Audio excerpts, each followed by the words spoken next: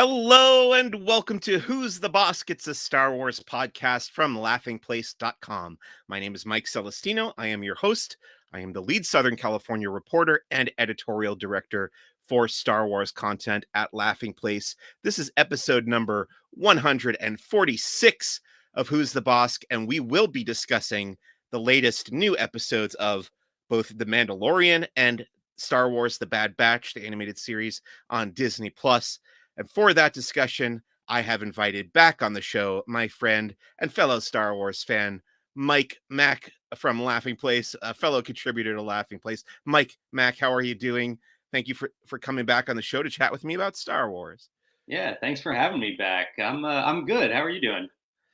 I'm a little on edge today, I will say, getting prepared for Star Wars Celebration, leaving in like a little over a week for London. So, yeah, just getting everything in order for that has been a little nerve-wracking, but working on it still, and more info to come about that. But otherwise, doing all right.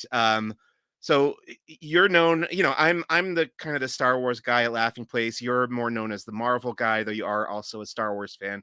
But Mhm. what's been going on in the Marvel world and over there at your podcast, The Zacks of Life?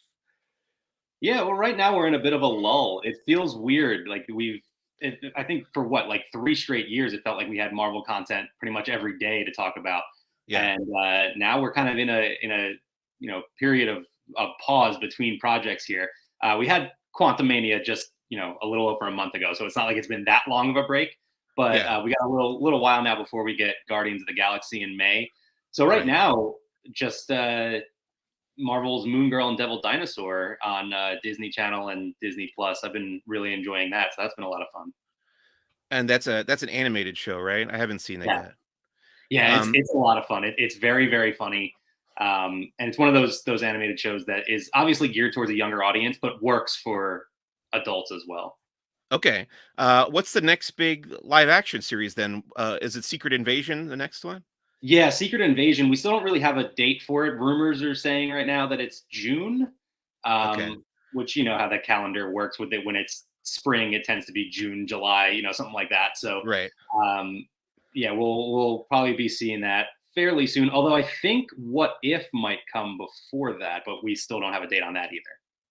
Okay. So yeah, looking forward to both of those things. Yeah. Yeah, but we haven't had a break for a bit in Star Wars content. I'm sure their plan is likely to alternate between those two things. But as you know, right now there's two overlapping Star Yeah. Wars series happening. So we'll be talking about both of those a little bit later. By the way, we are recording live on the Laughing Place YouTube channel. If you're out there watching and would like to make a comment or say hi or ask a question, we'll be happy to address that live on the stream here. Let's do something called the 5 Star Wars questions. Now, Mac, you've been on the show twice before, if I did my math correctly. Is that right? Yeah, we talked about Howard the Duck and Yeah, Book of Boba Fett. So right. yeah. Okay, great. So I believe you're up to the 5 Star Wars questions level 3. And I sent you the questions in advance. You think you're ready for this? As ready as I'm going to be. If I Okay. have any more time to think about it, I'm just gonna start second Okay. guessing myself. So Great. So level 3 of the 5 Star Wars questions. Number 1, what is your favorite Star Wars book or comic book and why? yeah, and not a strong start for me here because Okay. I will be honest, I had to cheat on this one because I definitely read some books and some comics when I was younger, but none of them stood out in my memory at all. Okay. So what I did was last night I started reading some Star Wars comics, and the 2017 Charles Soule Oh, Darth yeah. Vader run is what caught my attention most, and I'm enjoying that so far. So that's going to be my answer there. That might be the best arc of all the Wow. Okay. new canon Star Wars comic books. That's so this arc of Darth Vader takes place right after Episode 3, Revenge of the Mhm. Sith. It's about him kind of building the castle on Mustafar and his early dealings with, being the apprentice to Emperor Palpatine and stuff. So, really love that arc of Charles Soule's run on the Darth Vader comic book. Really fantastic. I think that's a great choice. So I think you It's started off pretty strong. nice. Okay. Well, yeah, it's everything I wanted Obi-Wan to be. Like I want Okay. more peak Vader, that's what I want to Yeah. see. So I'm enjoying it so far. Fair enough. Yeah. Let me know as you continue how you like it as you go along. Definitely. Number two of the 5 Star Wars questions, level 3. If you could own a life-size working replica of any Star Wars vehicle, what would you choose? Yeah, I don't think I would handle space travel very well in Okay. terms of motion sickness. So I ruled out things like the Millennium Falcon seems like the obvious answer. Mhm. But also, is the Death Star a vehicle? Does that count? Because that seems Yeah. like a good answer as well. But no, I'm going to stay terrestrial here, and I wanted to go with an AT-AT or AT-AT, I guess, depending Uh-huh. on how you pronounce it. But I figured that's probably going to just make my commute to work longer. I don't think those things get up to speed very well. So I'm going to go with an ATST. I've Okay. seen those things run in video games. So I think I could cut down my commute time with that a little bit. Yeah, ATST is a very fun choice to stomp around in that thing, Yeah, crush whoever gets in your way, and it does move, I think, a bit faster than the AT-AT or AT-AT. But yeah, I would say the Death Star does count as a vehicle, even though it is called a space station as well. right. But it can travel through hyperspace, it moves around. So yeah, you can get it in that thing and go to a different planet. I think it counts as a vehicle, also. Number 3, what is your favorite non-human sentient Star Wars alien species? So we're not talking about the creatures here, like a bantha or a womp rat or anything like that. These are the species that can be humanoid, but they are sentient. They can usually speak. They interact with you like a Rhodian or a Mon Calamari, that type of thing. Mac, do you have an answer for this? I do, and I'm wasn't sure where the line would be drawn, but I've got to go with a Jawa. Okay. I love the Jawas. They honestly one of my favorite character meet and greets I've ever seen in the parks when they did it for Yeah. Galactic Nights, I think it was at Disney's Hollywood Studios. Hmm. They were so much fun. Jawa's a great choice. Yeah, and we've seen a bunch more of them now on the Disney Yeah, Plus live action series. I think Peli Motto, Amy Sedaris's character, has even not even hinted, but come out and said that she's had a relationship with a Jawa. So, yeah, a fun choice. Love the Jawas. Number 4, what is your favorite piece of Star Wars music and why? yeah. This is the one that I like lost some sleep over. This is impossible to answer. There's so much great Star Wars music. Um, I gotta give some shout outs before I give my actual answer. Into the Trap from Return of the Jedi, one of my favorites. Duel of the Fates, of course. Yeah. The Imperial March, Cantina Band, Ray's theme from even the like. There's so much. I really love the music that plays during the March on the Jedi Temple after Anakin turns. I don't know what the name of that track is, but that's really great.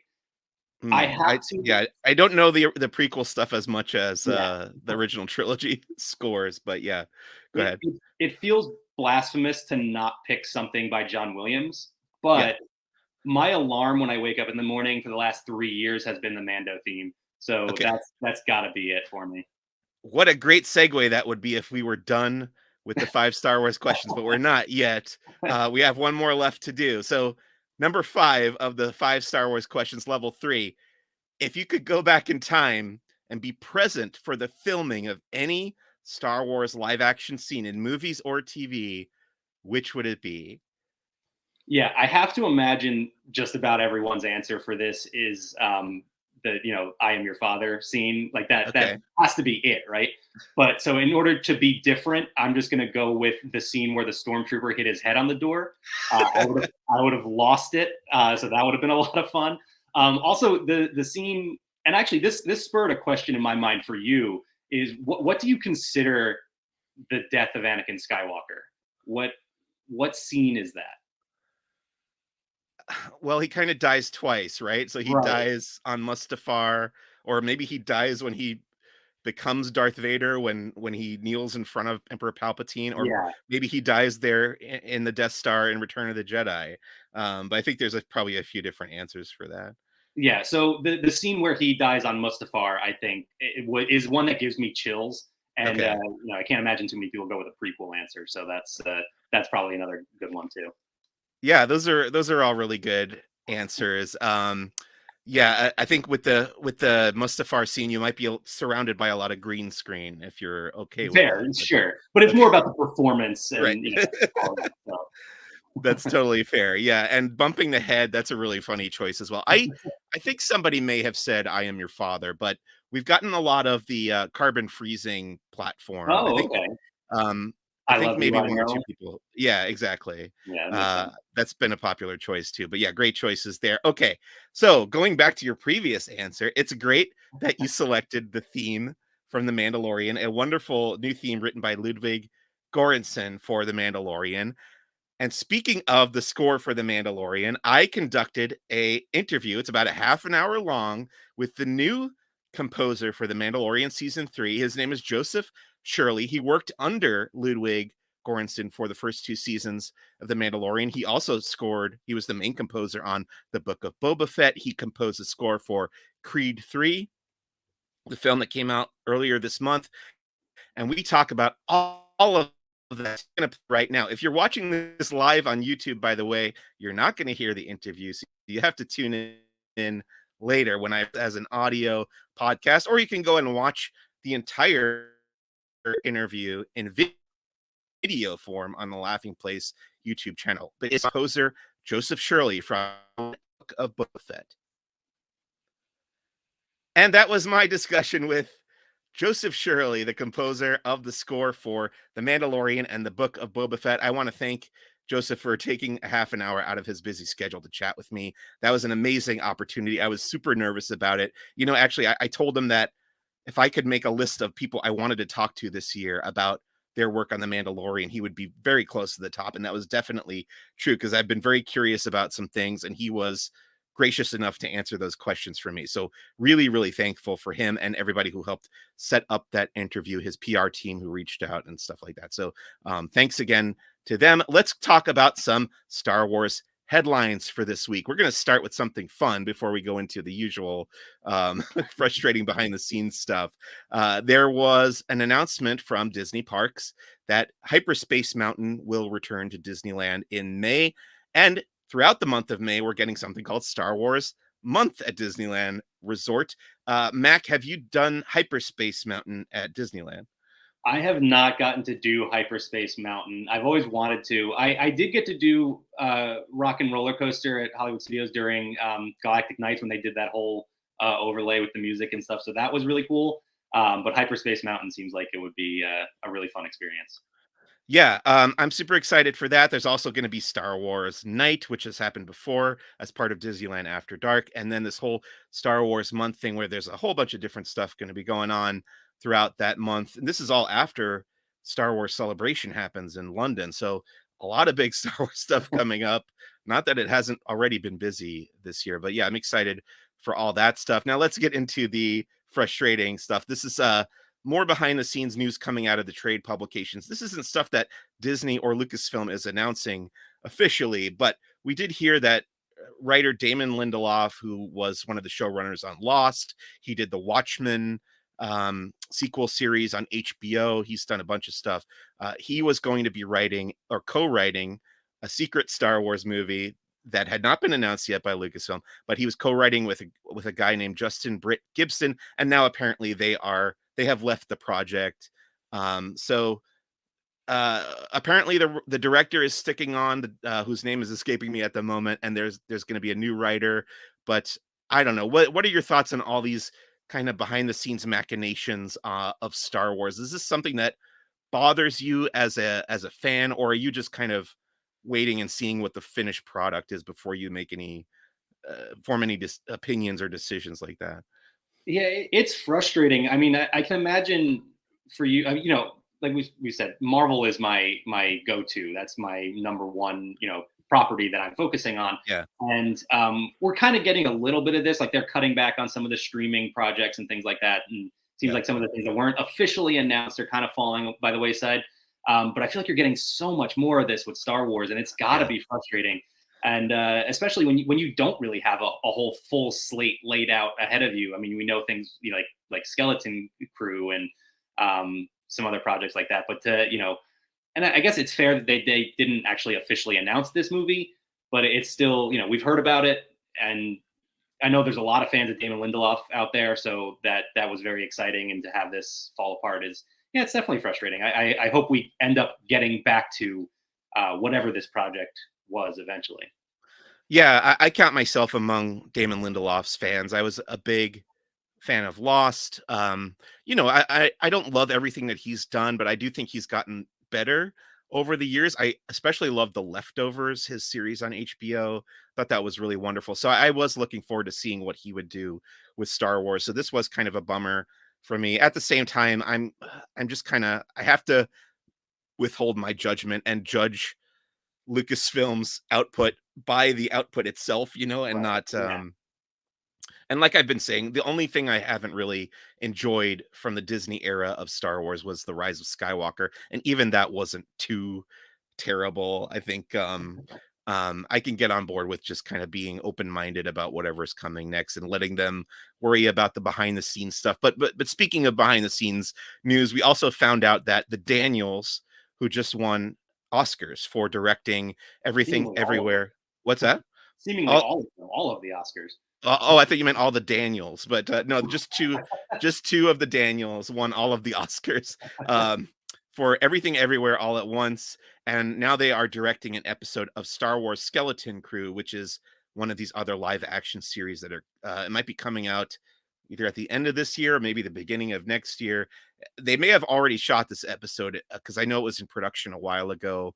Are you a fan? Did you see, Everything Everywhere, or have you seen, Swiss Army Man? Was there other film? Did you see either of those? I have not seen Swiss Army Man. I loved Everything Everywhere All at Once. It was a fantastic movie, especially like coming out around the same time as Multiverse of Madness. Yeah. And this was the movie that was like, oh, this is how fun the multiverse could be and playing around with it. So yeah, I really really like this movie.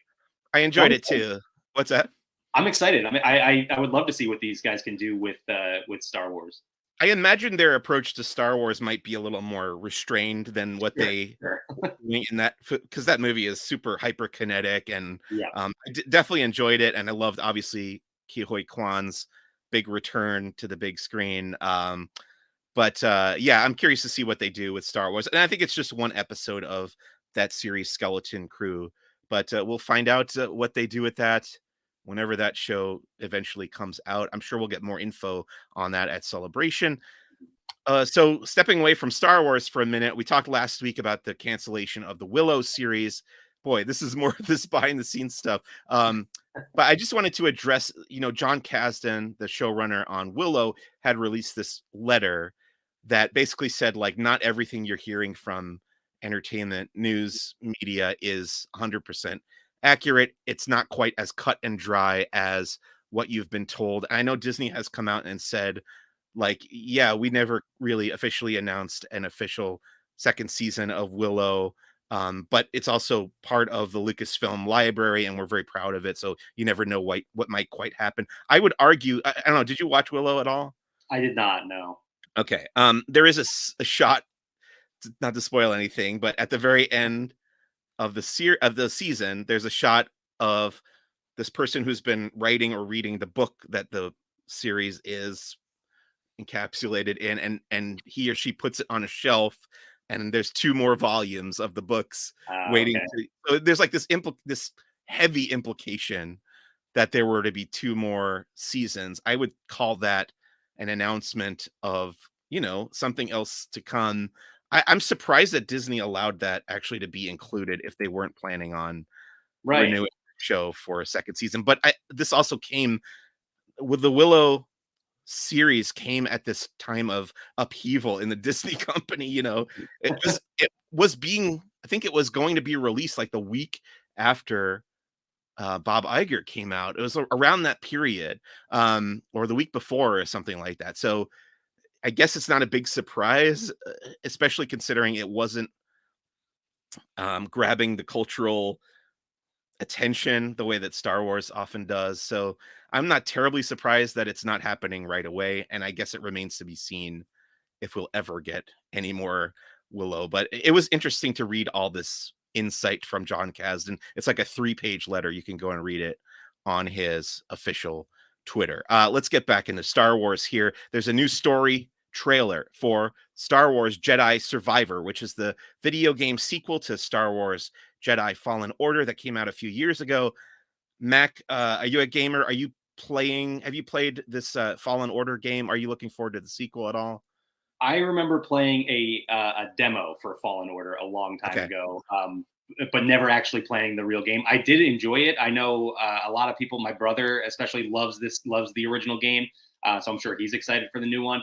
I am not much of a gamer. I love the idea. Like every time a new game comes out that is typically Marvel based, that has a lot of characters I love, has a great story. It seems I get excited about it, and then I usually get it and either don't ever play it or play the first, play for like an hour or two, and then it Yeah. kind of, I kind of just forget about it. So that's where I'm at with video games. This does look really good though. I watched that. What is it, like 9 minutes they released of gameplay? Yeah. It looks very impressive. Yeah, and this new story trailer I think is like a minute and a half, but it looks I know people are excited to see some of the supporting characters that weren't in the first trailer that you mentioned. So it's very, it's happy that I'm happy that they're balancing the gameplay and the story, which is what was a big part of the appeal of that first game. So very excited for that. And that's coming out at the end of April. And yeah, even more Star Wars to consume and get through. And that, these games are tens of hours. They're not just They like, really are. they're not just like a movie or TV show that you can consume in a handful of hours. I don't know, this might be like 30 or 40 hours. Who knows how long it'll be to get through, but definitely excited about that.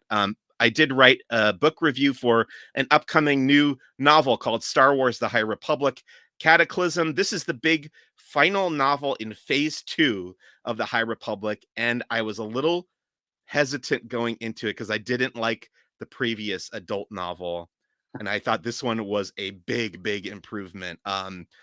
I would go as far to say it is great. It's probably one of my favorite High Republic novels so far. It ties together all the elements of Phase 2. You had Convergence was the adult novel that I didn't really care for. There was Path of Deceit, which was a great young adult novel that was wonderful. It introduced this cult, this force cult called the Path of the Open Hand. And then you had the audio drama which was called The Battle of Jeddah. And this book ties together all the plot lines from all those media and does it wonderfully. I highly recommend this book. It's coming out in a couple weeks, so check that out. It's called Star Wars: The High Republic Cataclysm. Mac, have you checked out any of the High Republic stuff? Have we talked about this before? We talked about this on the last time I was on the Yeah. podcast. You made it sound awesome, and I have wanted to get into it. And I just Okay. never have. The comic, since you're a comic guy, I say go right Yeah. to the comics.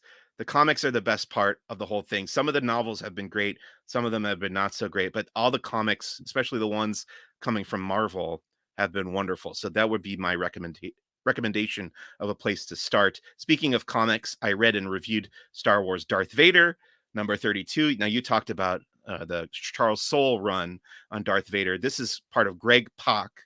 Greg Pak is the current writer for Darth Vader. You know him from Planet Hulk. Probably you've read that, I bet, right? Right. Yes. Yep. Yeah. So he's the current Darth Vader writer, and he's still on this arc about the handmaidens, Padme's handmaidens from Naboo, and this takes place between The Empire Strikes Back and Return of the Jedi. So they've kind of grown up. They're Hmm. like decades older, and Darth Vader is interacting with them. And one of them has like allied herself with Darth Vader. It is interesting to Oh me. This wow. arc has gone on for a bit too long. I kind of want them to wrap up and get on to other stuff. It's really been going on for literally years. This whole handmaiden arc. That's my only complaint. Is I think it's just been dragged on for too long. But I do enjoy Greg Pak. I saw him correct somebody about how to pronounce his name, and people were saying Pack, so I got to say it correctly, Pak. Yeah, I definitely would have thought Yeah, Pack too. Again, one of those names comic readers can relate. One of those names that you see in print and you right. never know how it's actually said Yeah, out loud. but he is a very good writer. I did love Planet Hulk when I read that as well, and I think he Mhm. did. Did he do World War Hulk as well? But If he didn't do the whole thing, he definitely carried yeah, over into it somewhat. right. So yeah. Yeah, so check that out. That's Darth Vader 32. You can read my review at laughingplace.com. Toy announcements. So they're doing this thing called Mando Mania during the third season of The Mandalorian. These are kind of merchandise announcements in conjunction with the third season of The Mandalorian. Hasbro has announced new toys. The Cad Bane action figure from the vintage collection. So this is Cad Bane as he appears in the Book of Boba Fett, and also from the Book of Boba Fett in the larger scale Black Series 6-inch line. They're releasing Luke Skywalker with Grogu. So this is Luke as he's training with Grogu on, I think the planet is Ossus, where the Jedi Temple is. And these are both very, very cool looking figures. I may have to pick these up. I don't collect vintage collection as much anymore, but and I do have a Luke in that outfit, from Return of the Jedi. It's basically the same black outfit he was wearing Right, that makes there. sense. So you can kind of build your own Luke with Grogu on his back. But it is cool. This comes with like a little piece of the ground, and I think some of the props from that episode, like Yoda's lightsaber, which is cool. So that's coming from Hasbro. I think you can pre-order them at Hasbro Pulse. And then we've got a whole list of products from Mando Mania Week 4 at laughingplace.com. You can go and the big exciting news from Mando to be part of it. I got to be the exclusive reveal. I did has Saber Forge Ahsoka YouTube channel. Mac. Sorry, it just completely broke up on me there. I don't know what I missed. Okay. Yeah, we're good. Okay, sorry, I'm here. So yeah, you can go watch that video on the Laughing Place YouTube channel, and there I think you can also pre-order the Ahsoka Tano lightsaber forge lightsaber from Hasbro. It was very cool to be a part of that. So thank you for sending that over for me to announce and reveal to our friends at Hasbro. Now you just did something for Hasbro as well too. They sent you something to review. Is that right, Mac? Yeah, Marvel Stunt Squad, which was a fun little. It's a series of toys geared towards a younger audience, where you actually get these little. Actually, I have them here somewhere. Uh, Here's my Iron Man. Oh, nice. You get these little rubber figures. They have a little spot on their back there. You kind of attach them to a little launcher, and then you fire them at a setup that the villain has. There's a little target on there. You hit the target, and the whole setup just kind of explodes. So it's a fun little game. I had a lot of fun making the video. You can check that out on the Laughing Place YouTube channel. Yeah, it was. Thank you to Hasbro, by the way. That was a lot of fun. Yeah, it's knocking absolutely. everything to work. It's great to partner with Hasbro on that kind of stuff. I'm a big toy collector, and based on your background behind you there, I think you've got some toys too. So always cool to get toys in the mail and get to look at them and review them and reveal them, as was the case with the Ahsoka Tano saber. I just want to check in on the comments here. We got Jess Mack, who I think you might know, just saying Yeah. at. I may have requested some help with that Star Wars question, and Okay. her immediate answer was at. So. Nice. Okay, that brings us to the first of our two main topics for today's episode of Who's the Bossk, and the first of which is the Bad Batch episode Tipping Point, and this is the 14th episode of season 2 of the Bad Batch. Before we talk about this episode, I want to ask you, Mac, what is your history with the Bad Batch? Have you been watching since the beginning, and what were your thoughts on the previous 13 episodes of this season 2? So I have been watching Bad Batch from the beginning. When Clone Wars, when they did, what was it, the 7th season, right, on Disney Plus. It was the first few episodes. The first story arc they did was with Bad Batch, and I was kind of lukewarm on it. I wasn't a really big fan. I was like, if they're doing this spin-off series, maybe I'll check it out. And I immediately got hooked. It jumped right into a period in Star Wars that I wanted to be explored more. And now I think we're really getting into this more with the whole story arc of the clones sort of being tossed aside in favor of the new stormtroopers and all that. So I think they're doing a really good job with this series. Yeah. My issue with this show is I love the overall arc, right? But then they get into those sort of, I don't want to say filler episodes, because they do their own things. They have their own, they push the story along in their own different ways. But Right. We're getting this whole intense story with the clones and all that, and then we had an episode where Wanda Sykes is Indiana Jones, and then they all fight Godzilla. So they kind of go off on those side adventures quite a bit. So it's like on a weekly basis, you never really know what you're going to get. But when they really hit on the overall story arc, it's so good.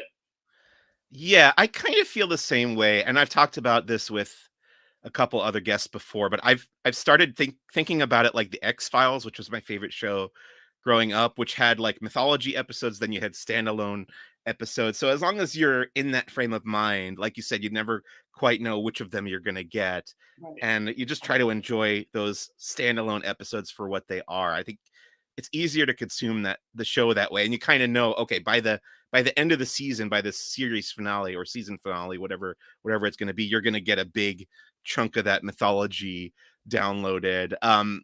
So let's get into this week's episode, Tipping Point. What were your thoughts on this episode? Did you have anything, anything stick out to you as a favorite moment, or is anything you didn't care for? So to me, this was more of like a setup episode, setting up the Mhm. finale, because you're just kind of getting all the pieces in place for where they need to be next week. But what did you think, Mag? Well, little behind the scenes here. After you asked me to do the show this week, Yeah, I told you I caught up on Bad Batch, and I messaged you and said I really, my fingers are crossed that we get a Crosshair episode yeah, next week, because I am loving everything they're doing with this character. And he had a heavy role in this episode, so yeah. everything going on with him, I really really enjoyed. I don't know that there was anything I didn't like about this episode. Like there are moments in other episodes that really kind of lose my interest, but I think, like you said, they're setting up this big finale, and it feels like I like the direction they're going. So I think this was a very enjoyable episode. So let's get into Crosshair a little bit more since you mentioned him. This I think is like maybe only the third episode that he's appeared in Mm. this season out of 14 that we've gotten so far. But what have you loved about Crosshair's arc, and how did that carry over into this Tipping Point episode? Yeah, his story arc from the beginning has been great. I mean, he's a part of this crew, and then you get the Order 66, and he wants to follow orders. The rest of them don't, so he becomes the villain more or less. And now he's starting to see what the Empire truly is, and as everything's unraveling around him, you kind of it's amazing that the way that they make you hate him in Yeah. season one, right? Like he is the bad guy. He's the one that's turning his back on everyone, and now you're more and more starting to root for him and seeing him, this redemption arc that when it's done well in different series and movies and things like that, it really really hits, and I think they're doing a great job with that with Crosshair. Yeah, Star Wars is definitely known for its redemption stories when it comes to a lot of the villains. We've seen it time and time again, so it's not terribly surprising that Crosshair is does seem to be turning away from the Empire just after being exposed to time and time again that the clones being Mhm. mistreated. I think that is a big part of why he's kind of changing his mind about that. And we do get in this episode, he does seem to be actively trying to help the Bad Batch because he sends them a message warning them that they're trying, the Empire's trying to get Omega back for whatever these cloning experiments. What do you think the reason is that? So this villain in this episode is named Dr. Hemlock. He's voiced by Jimmy Simpson, this character actor that you've seen Westworld, right? He's on Westworld. He Yeah. plays young Ed Harris. He's hilarious on the old David Letterman show. But what do you think he wants with Omega, this character Dr. Hemlock, this cloning scientist? He wants to get Omega back, but why do you think that is? Well, my first thought on Dr. Hemlock before I answer that question is, have you noticed that he looks like Jeremy Renner? Because I couldn't unsee it in last night's episode or yesterday's episode. I now he just is to the point where I had to look it up to see if Jeremy Renner voiced the character. Like, did they Okay. design him that way? But no. So next time you watch an episode, you're going to see that. Okay. But no, it's there's parallels here, right, between this and the Mandalorian, because you had Moff Gideon wanting Grogu for some sort of experiments, and it seems like Hmm. there's cloning experiments going on here beyond the original creation of the clone army. So um, I'm not sure exactly what it is they want out of Omega, but there seems to be like this sort of through line that seems is kind of going on with the villains in Star Wars right now. So I'm really interested to see what the connect. I know obviously these are separated by years, and I don't know what the timeline is, but a long, Right. long time. So I'm curious to see how, if at all, any of this ties together. Yeah, I wanna say it's at least, like, 25 years between The Okay. Bad Batch and The Mandalorian, but, yeah, my big question is, like, what is the difference? Like, they obviously have access to clones. They have Crosshair there at the Mount Tantus facility, it's called, and they have these other clones, whatever. What's special about Omega? And they haven't quite addressed that yet, other than we know, obviously, she's a female version of the clone. She Mhm. ages at a normal rate. I know that's Yeah, one of the I think big that has differences, to yeah. be it, right? Like the aging has to be Yeah. a key part of that, would be my guess, but I'm not sure what the plan is really. Yeah, me neither. So I'm very curious to find that out. I am assuming and hoping we'll get that answer in the finale. So the kind of flip side of this episode tipping point is checking in on the Bad Batch because Echo, the member who had left the Bad Batch briefly to go and work with Rex, he finds out that they're transporting these clones to the cloning facility on Mount Tantus, and he brings that information to the Bad Batch, and they're still living on this island called Pabu. Now, I'm still not sure if Pabu is the name of the island or the planet. Right. I looked that up on Wikipedia, and they said it was the name of the island, so I'm going to go by them. But I don't know. What do you think of this whole side of the story? Do you think the Bad Batch are going to end up staying on this island of Pabu? I know that obviously in the finale they got to go and complete this mission, maybe rescue Crosshair from the Empire. But do you think the ultimate goal of the series and the resolution to the Bad Batch's kind of hunt for a home is going to end on this island of Pabu? So I'm really curious about what the future for clones is as a whole, right? Yeah, Because we get to the original trilogy, and the clones don't have a role to play right. that we know of. What I would love to see is a spin-off going into the original trilogy with clones that are members of the Rebel Alliance. Yeah, I think that could be really cool. As far as the Bad Batch specifically, I really don't know. I'm very curious to see if they get a happy ending. Like yeah, I don't know if they are, gonna end up just looking out at the water on Pabu during sunset, and that's the end of it, or is this finale gonna pack some tragedy in there for us? I'm really curious where they go with this. I'm not sure. yeah. I'm curious about that too. But to go back to what you were saying previously, we do know. So Dave Filoni has confirmed that Captain Rex fights in the Battle of Endor, and there is one Okay, character in Return of the Jedi who looks like how Rex might look around that age. So that would be like the ultimate retconning of a kind of a background character in the Rebel Alliance forces on the ground on Endor in Return of the Jedi. But very cool. we've also seen, if you remember in Obi-Wan Kenobi, we see a clone trooper like veteran who's like begging for change or food in the Right. streets of that like neon kind of Hong Kong type city. So we've seen a couple clones scattered like throughout the timeline after these events. But yeah, by and large, we don't know what's going to happen with the majority of the clones of Jango Fett. So I think that is a very good question of their ultimate fate as well. Um, Anything else in this episode that jumped out to you? So we've kind of covered the Crosshair plot and the Bad Batch plot. How do you think these things are going to come together? What do you think the plan is going to be going into the two-part finale next week? I am predicting, unfortunately, that we are going to see the death of Crosshair. I Mhm. think you'll get his redemption arc. I think he'll sacrifice himself in one way or another to save the Bad Batch, to save Omega specifically. I think is what we'll see. And as far as the fate of the team, though, I don't see where they go with this. So I'm very curious to see what they do. I'm curious to get your thoughts too on like how do you see this ending? I mean, I think ending up on Pabu is a likely possibility as far as like who's going to survive and who's going to die. I think personally I'm always disappointed when nobody sacrifices themselves. I Right? remember when I saw the third Lord of the Rings movies, and I was like reading the books along with them because I hadn't read them yet. This is 20 years ago. Um, and I was super disappointed that none of the good guys died Right. at the end of that movie. It's like, what? Like, none of them?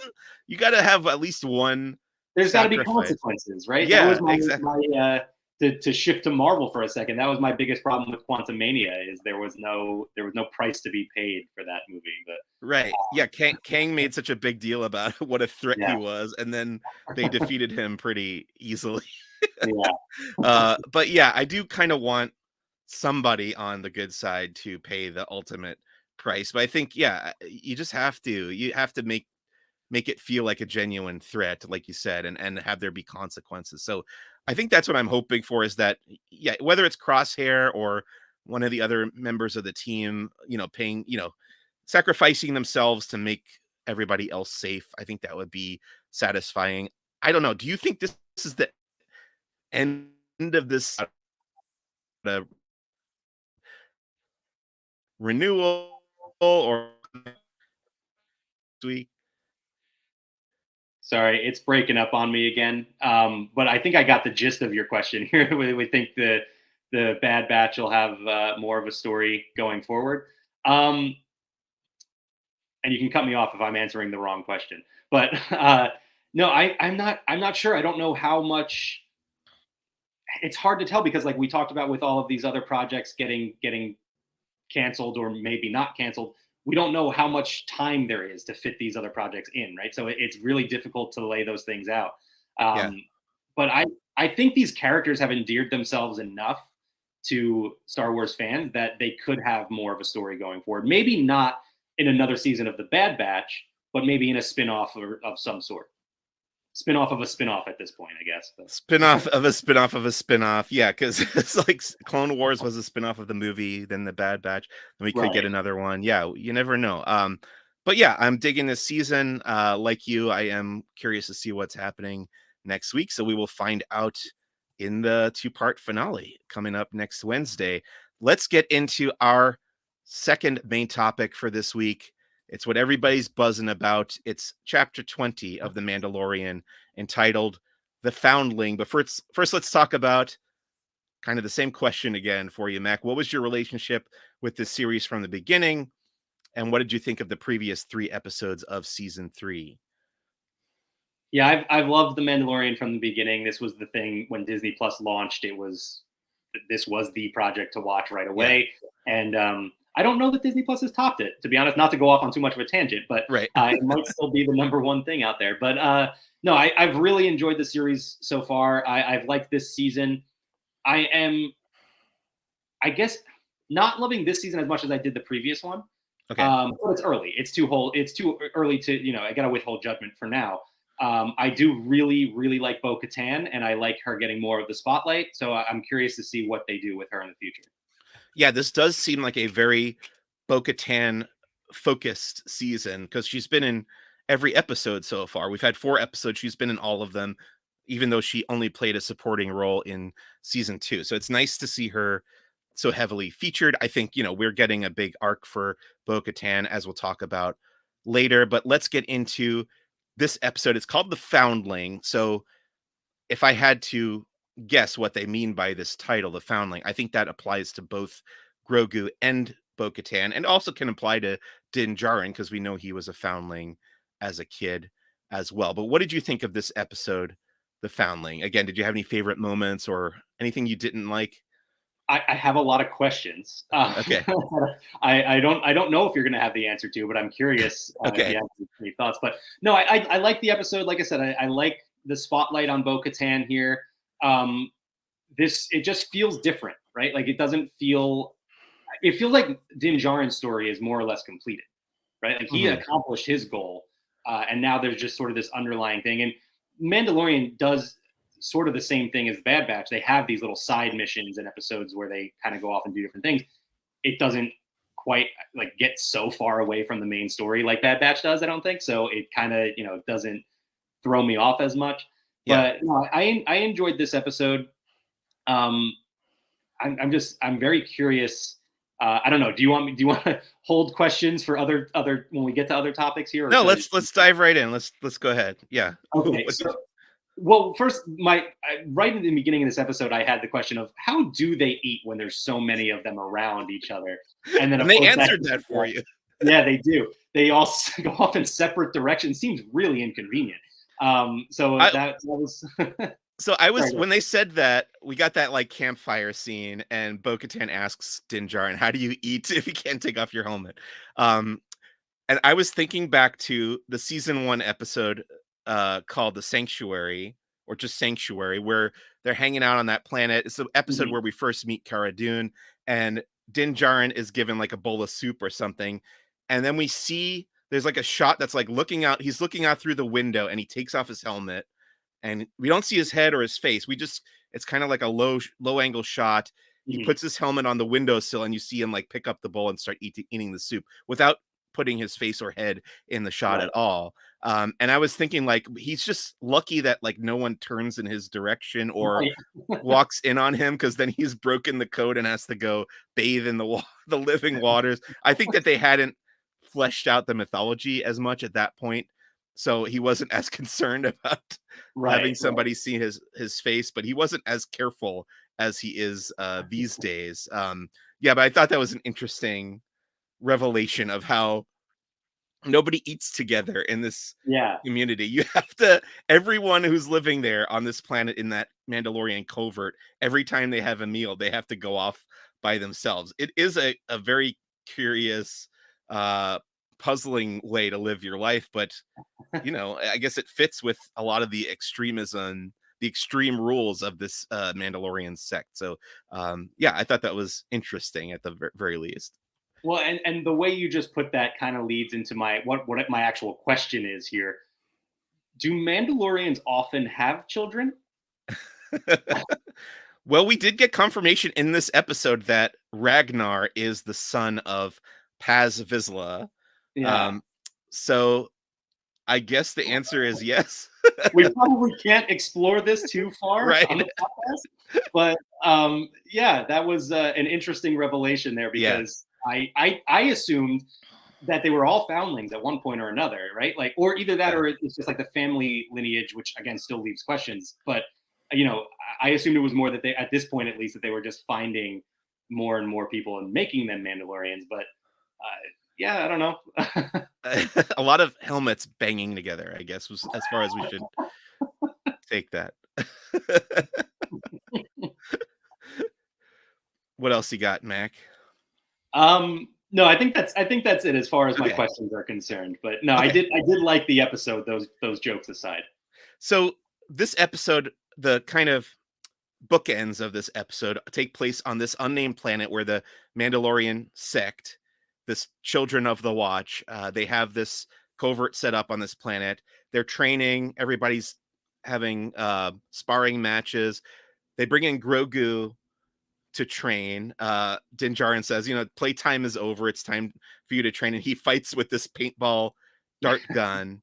I thought that was a fun sequence because Din is kind of encouraging Grogu to use his force powers, which I thought was interesting. That you're actually allowed, like, I guess if you're bringing in Yeah, existing talents that you have, it doesn't matter if it was given to you by a Jedi or whatever. He was trained by Luke for a little while, so I thought that was interesting that he was allowed to use his force powers. I don't know. What did you think of that whole sequence? The whole kind of sparring point of this episode. well, first, has Hasbro released those wrist paintball rockets yet? Because those are coming eventually. They I have thought that too. I was like, yeah, they gotta put out the paintball wrist darts. That was pretty sweet. But yeah, that's got to be coming.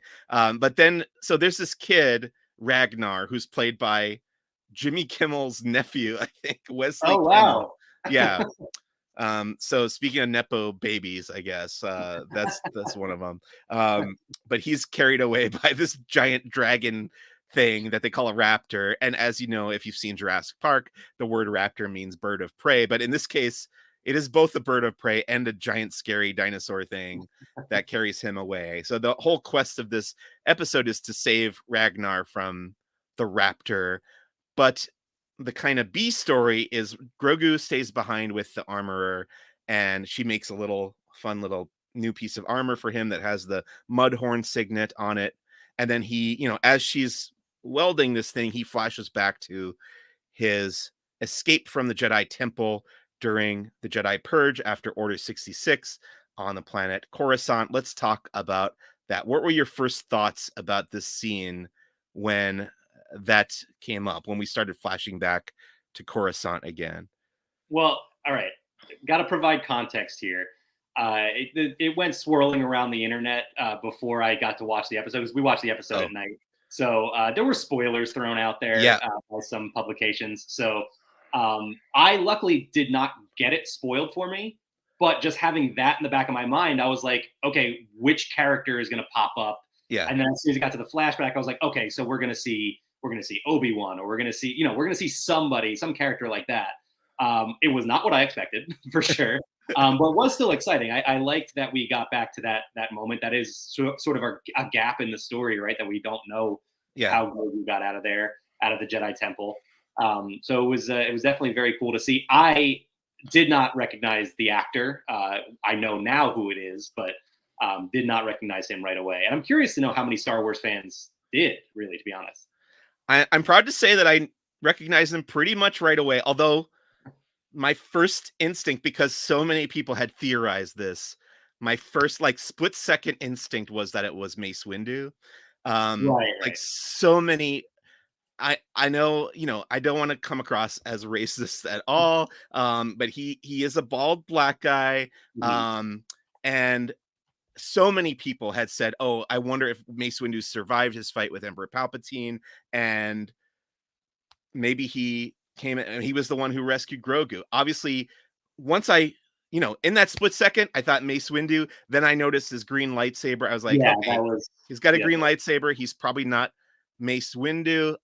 The funny thing is, okay, this character Kelleran Beck that is played by Ahmed Best was created for this game show on YouTube called Jedi Training Academy. Oh, No, it's wow. did you not know this? Okay. No. Oh yeah.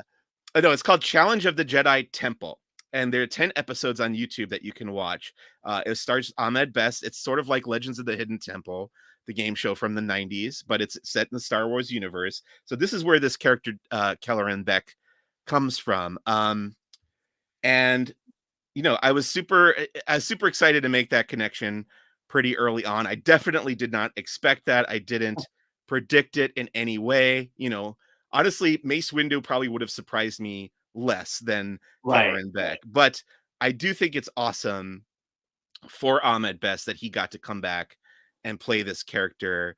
And there's a big, I've been noticing this a lot on Twitter, but there's a big controversy about using the word redemption for Ahmed Best because, yes, he does not need to be redeemed. He did No. nothing wrong. He played a character that a lot of people did not like, myself included. I don't know. What are your thoughts on? Let's get into this, Mac. What are your thoughts on Jar Jar Binks? I do not love Jar Jar. Yeah, Um, but I would argue that he did a fantastic job for, well, I guess, yeah, voicing the character.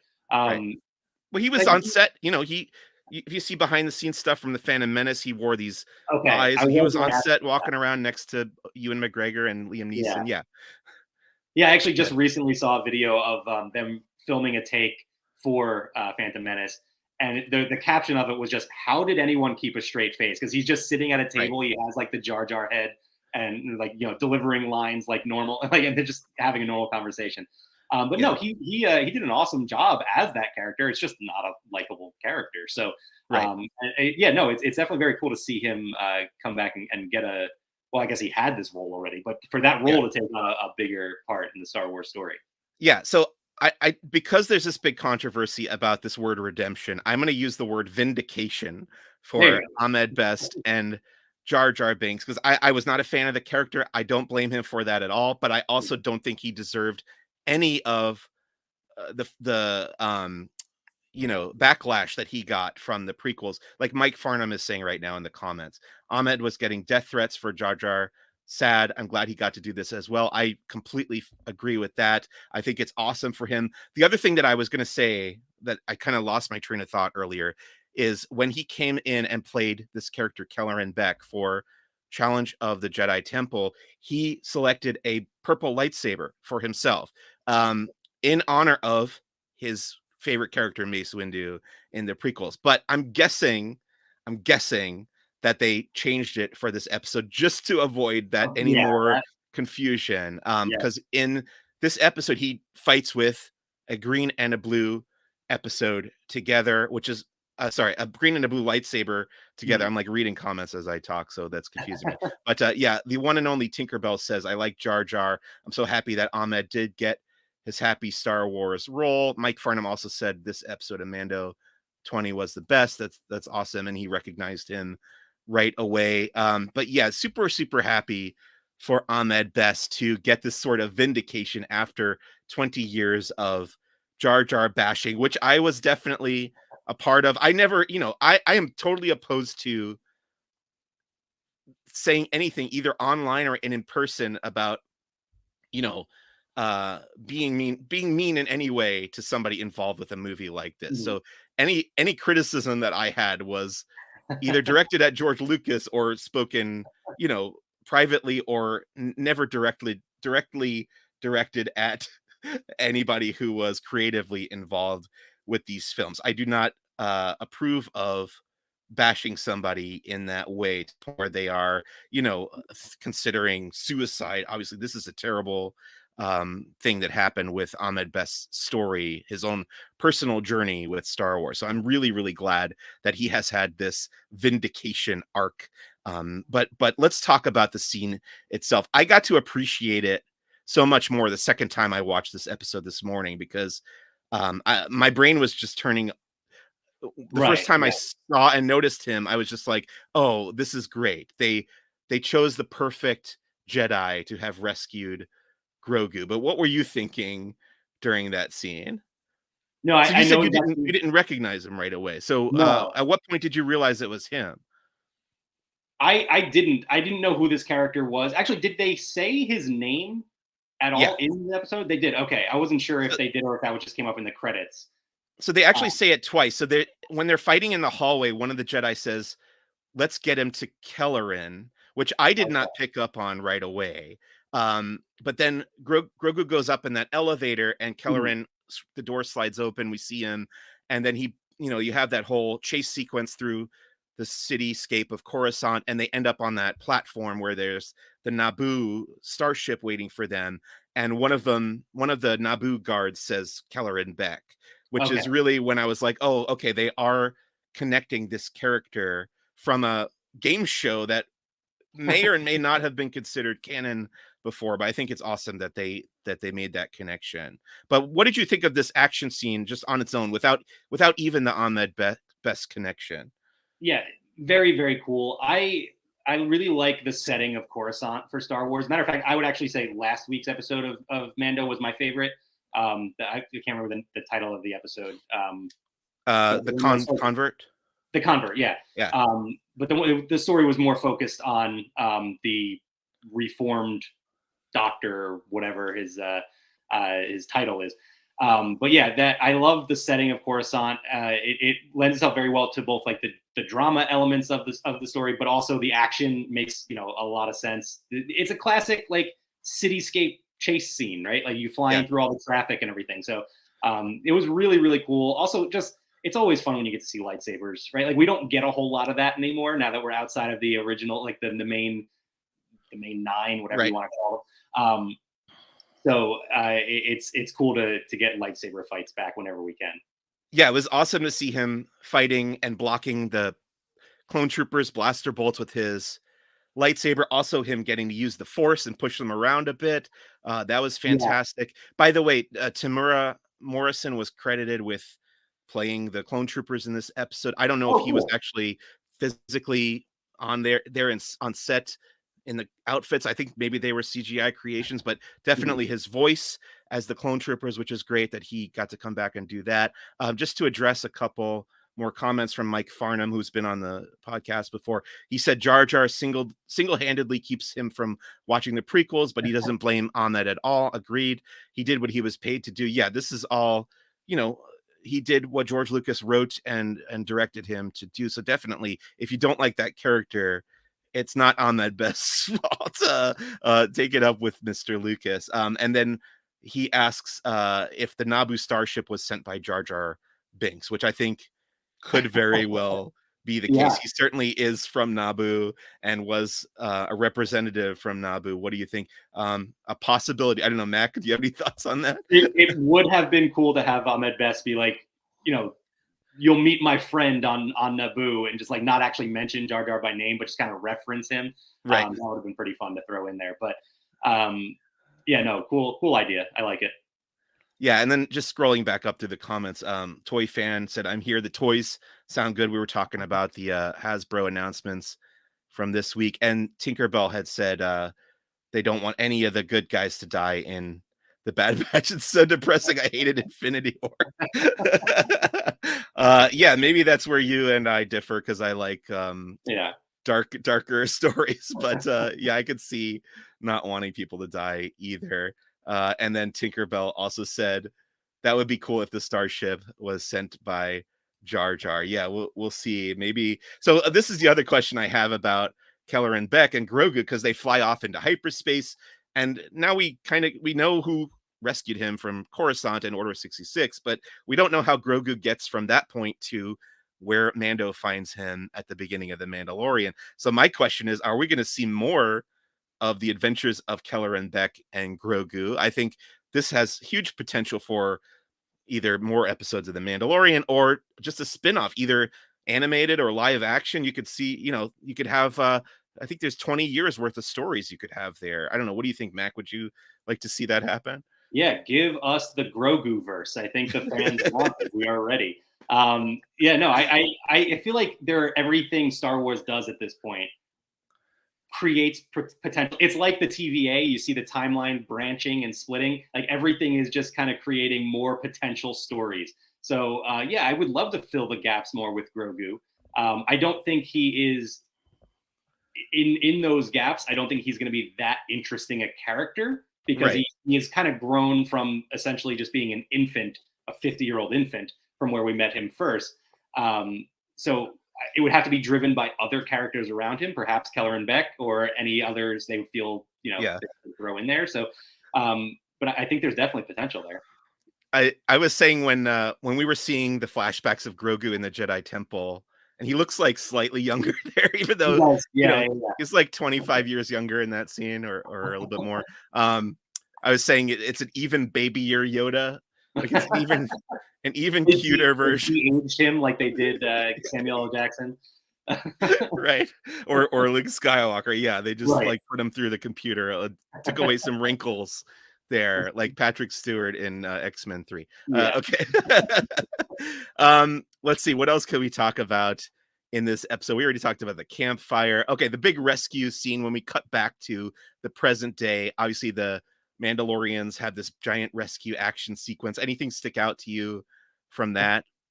Yeah, I swear I really enjoyed this episode, but it feels like I'm knocking it with every comment I make. No, no. The one thing that stood out to me was um, Paz Vizsla's fall when he gets swatted by the raptor. He kind of hits the rock, and there's like a 10-second pause of just watching him like slowly fall on the rock. I was like, I don't know what happened there, but it was like a comedy fall for a second there. It was Okay. like, this is a very serious action sequence.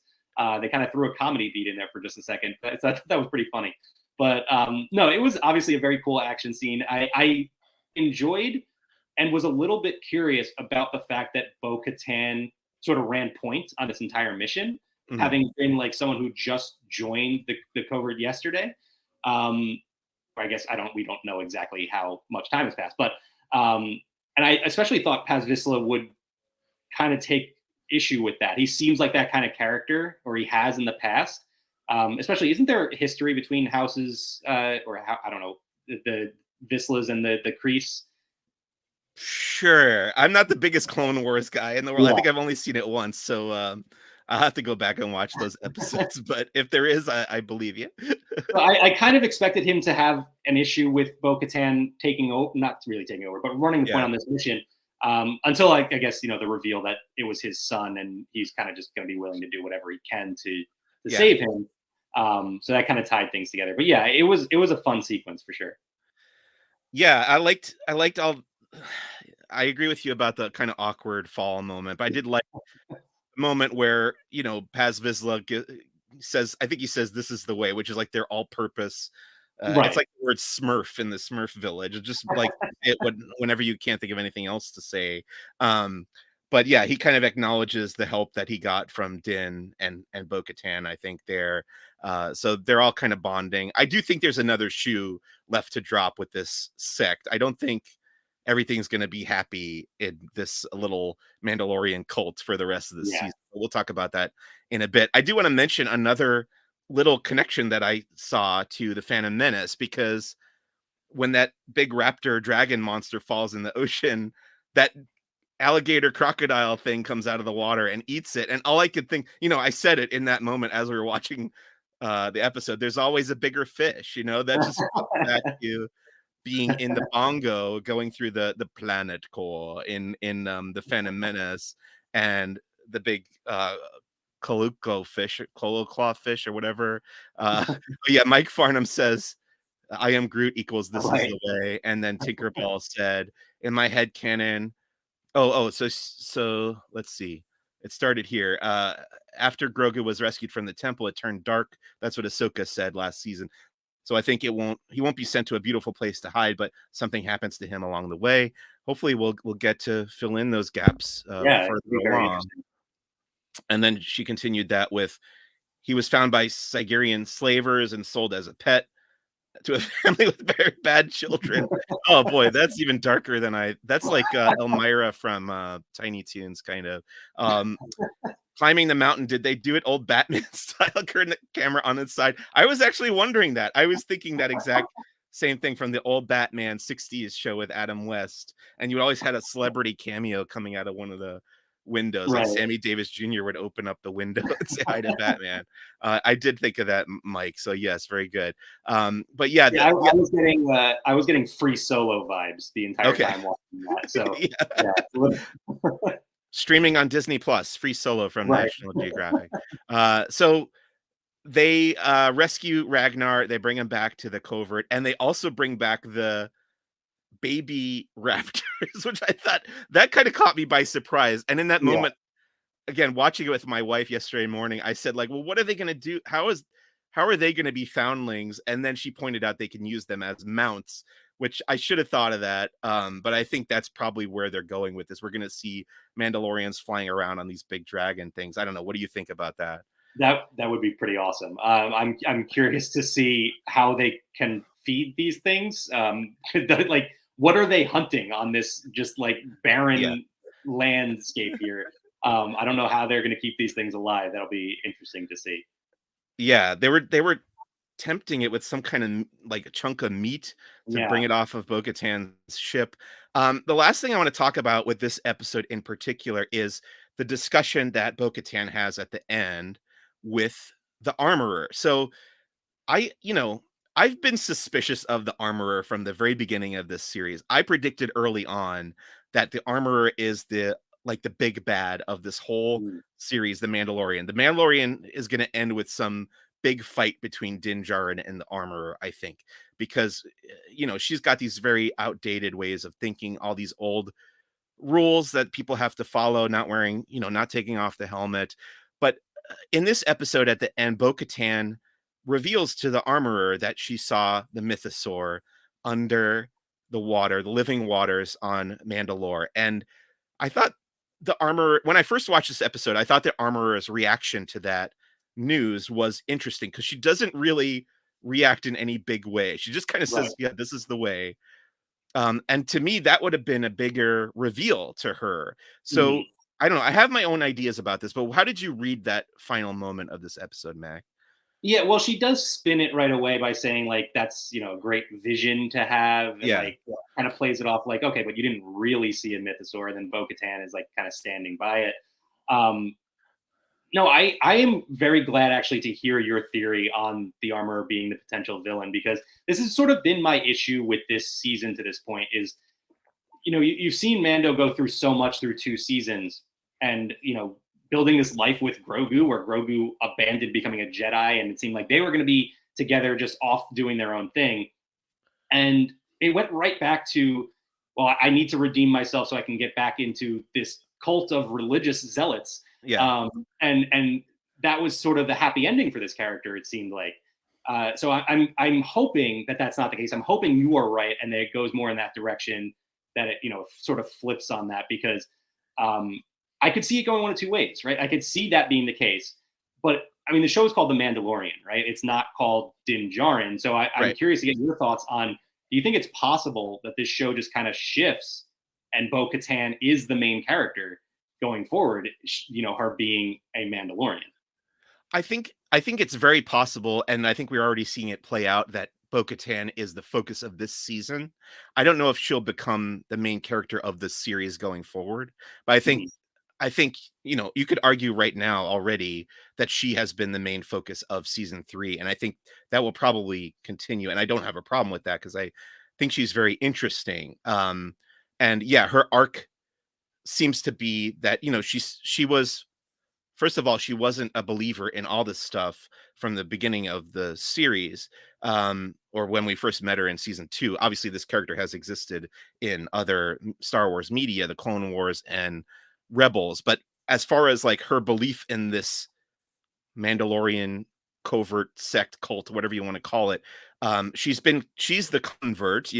She saw the mythosaur. She's starting to believe and abide by all its rules. And her arc is going to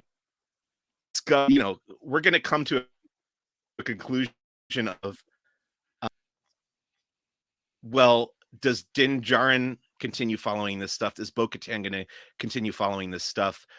Is there a third way to live your life as a Mandalorian that doesn't adhere to, either being what I'd call like an orthodox Mandalorian, or being like an atheist or a agnostic Mandalorian? I think there's something in the middle that we're going to arrive at, and I think we're going to have this conflict between Bo-Katan and Din Djarin and the Armorer, and I think this is where we get to my interpretation of that final scene, because my read of it initially was, oh, the armorer wants the mythosaur to herself because she talks about this prophecy in her episode of the Book of Boba Fett where the mythosaur rises up and ushers in a new era for Mandalore. And when she hears this news, she's trying to play it cool. Obviously, it's a very difficult to read people's expressions behind Right. the helmet.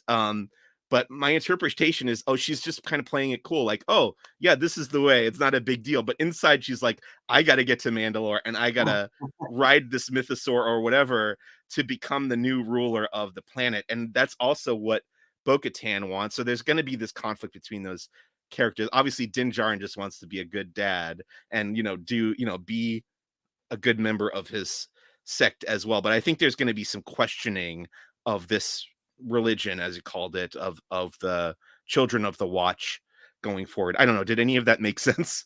No, that makes perfect sense. And I actually was sort of thinking the other way, but I think yours makes more sense. I thought maybe she knew the mythosaur was there already, Yeah. and was keeping it there herself, or maybe she knew but didn't know for sure and wanted confirmation from them, and that was like she got the information there, and so now she's ready to enact her plan, whatever that may be.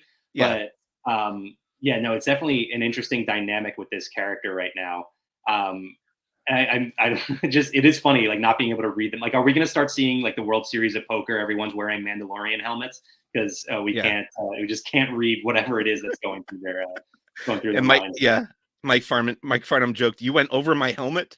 So I like that. And then Tinkerbell makes a good point.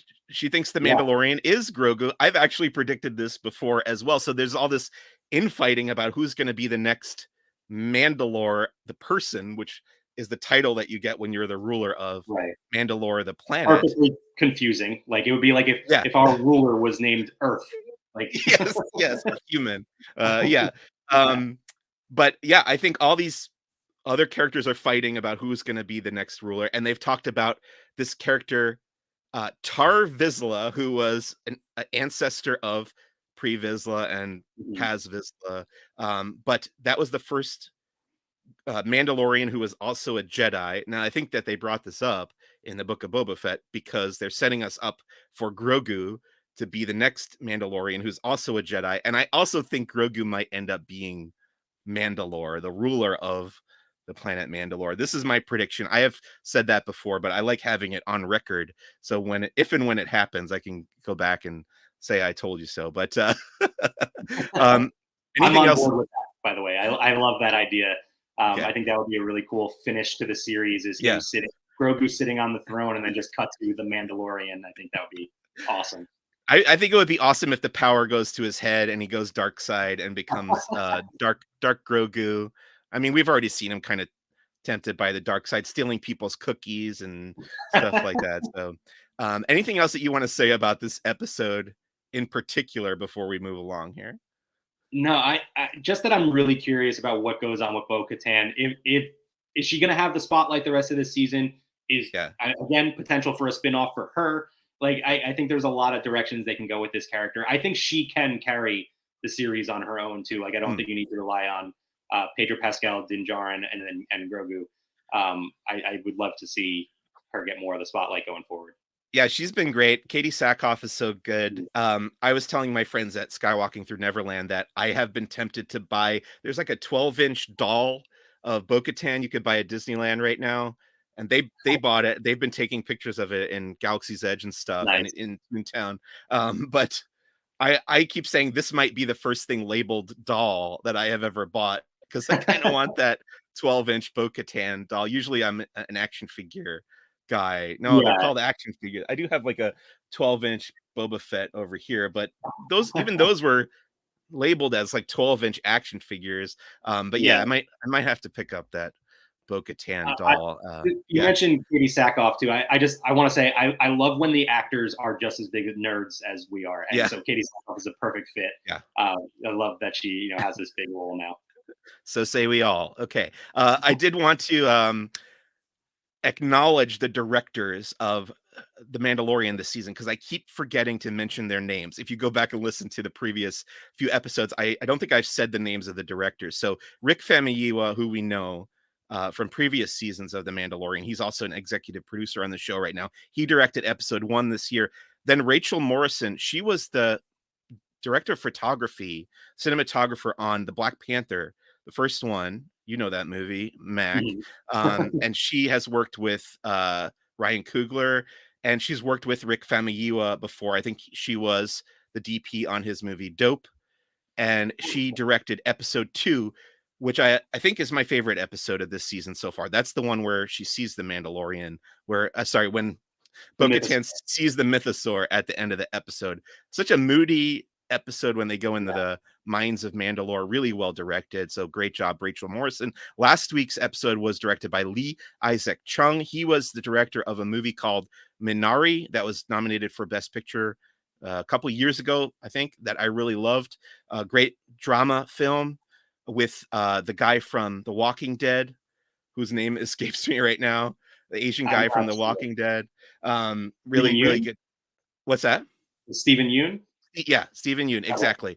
Great actor, great movie, Minari, and this episode was well directed by Lee Isaac Chung. I think he brought that talent for drama to the story with Dr. Pershing last week. So great choice of a director. And then this week's episode, The Foundling, was directed by Carl Weathers, who we know as an actor, both from The Mandalorian and a bunch of other stuff, the Rocky movies. And he's a director as well. He's done a bunch of TV and did a great job last season with an episode called The Siege.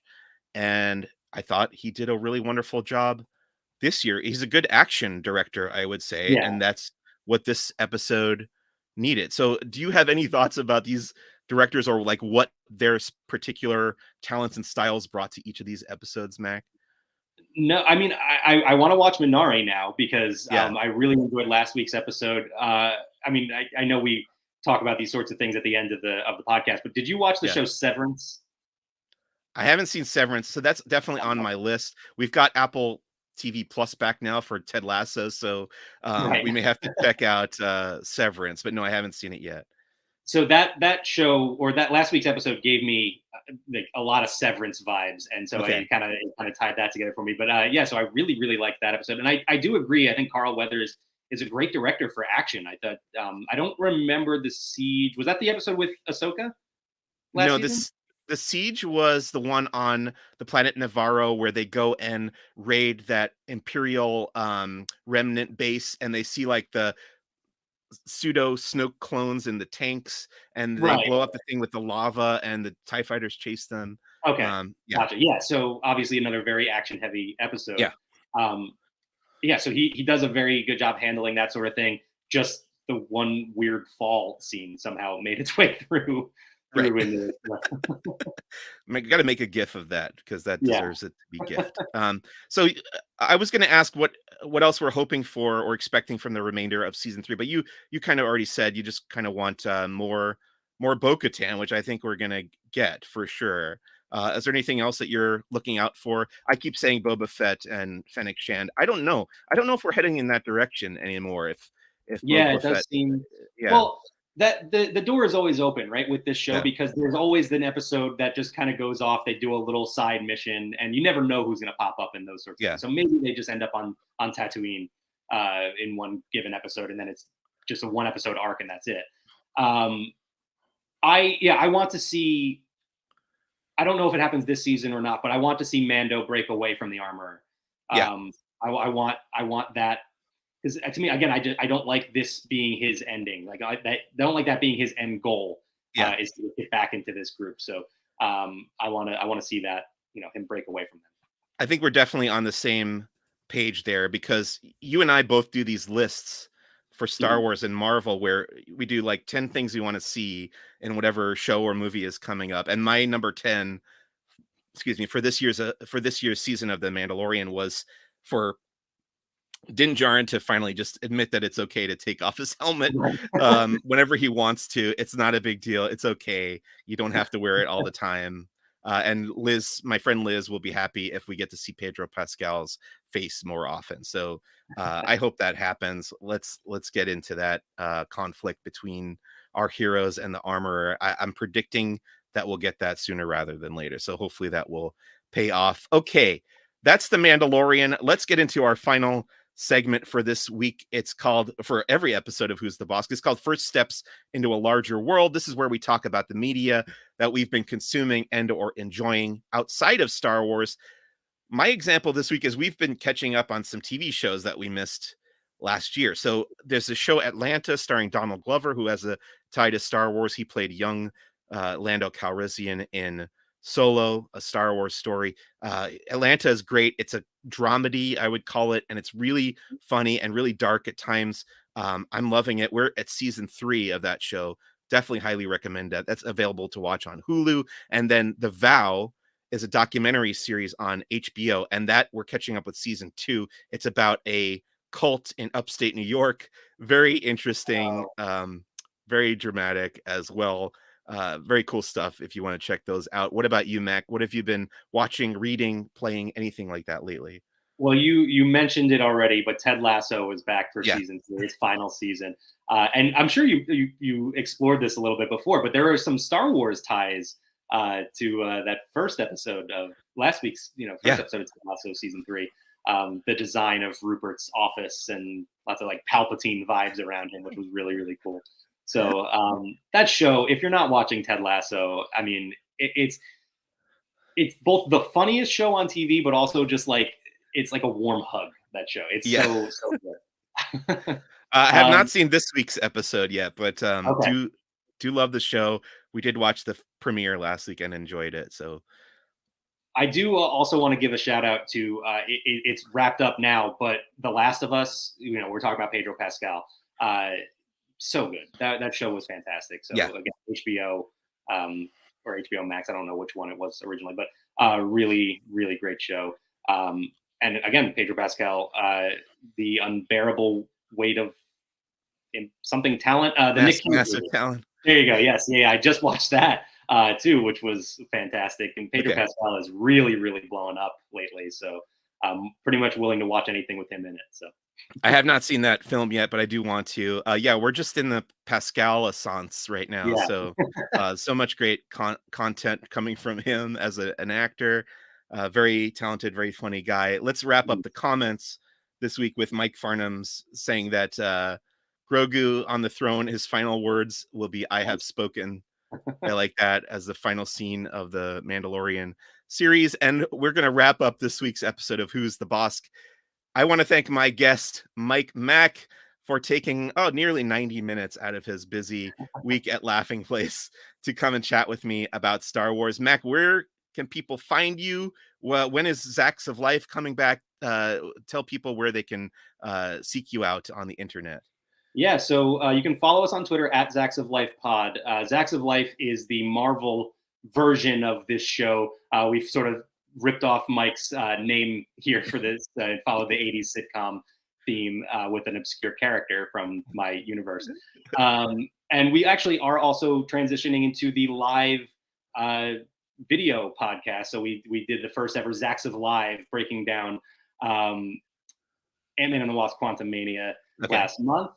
We will be back. We only do our episodes when there's new Marvel content. Like I said, we are in a bit of a lull right now, so we will be back. Whether it's Guardians of the Galaxy on May 5th, I believe, May 3rd, something like that, or I don't know, maybe we get What If before that. I'm not sure yet, but so we'll be back soon enough. And yeah, again, you can follow us on Twitter at Zacks of Life Pod and watch us on the Laughing Place YouTube channel, and then wherever you get your podcasts for the audio form of it.